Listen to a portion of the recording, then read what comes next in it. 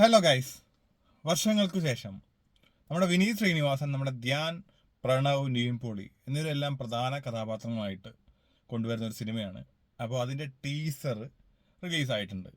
നമുക്കറിയാം ഈ സിനിമയുടെ ഫസ്റ്റ് അനൗൺസ് ചെയ്ത മുതലുള്ള കാര്യങ്ങൾ, പ്രത്യേകിച്ച് വിനീത് ശ്രീനിവാസൻ്റെ സിനിമ എന്നൊക്കെ പറയുമ്പോൾ നമുക്കറിയാം മലർവാടിയിൽ തുടങ്ങി പിന്നെ ഇങ്ങോട്ട് നമ്മുടെ ഹൃദയം വരെ എത്തി നിൽക്കുന്നുണ്ട്.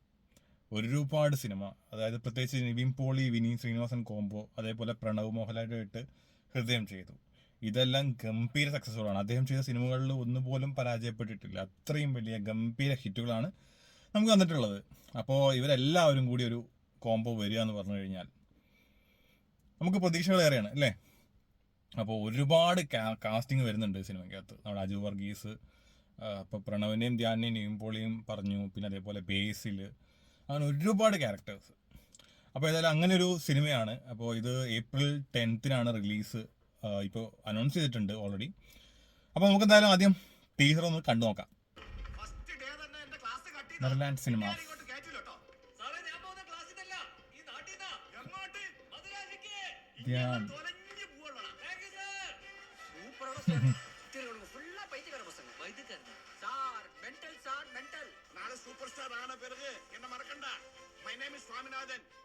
ഏയ് പ്രണവ്,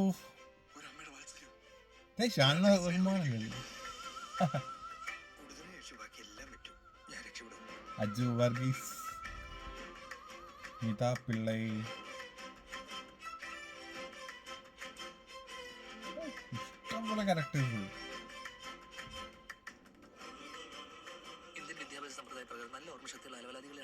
കുഞ്ഞിരാമായണത്തിലൊക്കെ ലുക്ക് അല്ലേ? എനിക്ക് സ്കോച്ച് അടിക്കണം, റം അടിക്കണം, വാള വെക്കണം, ഒരുപാട് കാര്യങ്ങളുണ്ട് മോനെ.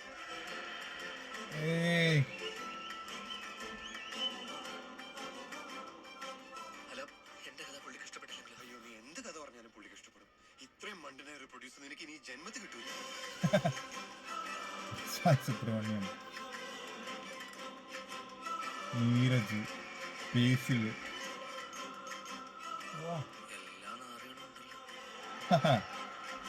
നിവിൻ പോളി.